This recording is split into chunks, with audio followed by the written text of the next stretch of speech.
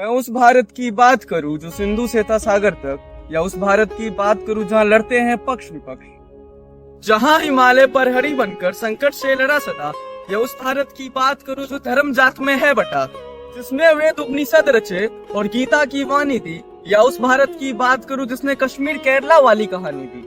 मैं उस भारत की बात करूं जहां वीरों ने अंग्रेजों को निचोड़ दिए, या उस भारत की बात करूं जहां आंदोलन के नाम पे बस ट्रेनों को तोड़ दिए।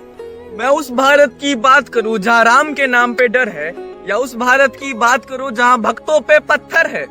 मैं उस भारत की बात करूं जहां लोग पैलेस्टीन का समर्थक बन जाते हैं, लेकिन भैया अगले दिन फिर वही लोग वंदे मातरम बोलने से घबराते हैं। मैं उस भारत की बात करूं जहां चंद्रमा पे तिरंगा लहरा, या उस भारत की बात करूं जहां किसान आज भी भूखा सोया। मैं उस भारत की बात करूं जहां शौर्य था बलिदान रहा, या उस भारत की बात करूं जहां एक दूसरे के खातिर आज भी अपमान रहा। मैं उस भारत की बात करूं जिसको लोग जापान से कंपेयर करते हैं, या उस भारत की बात करूं जहां भैया अगले दिन लोग गुटखा फेंक के आ जाते हैं। पर फिर भी ये है मेरा भारत, न कल झुका था न आज झुकेगा। जिस दिन जनता जाग गई उस दिन भारत का हर दुश्मन झुकेगा।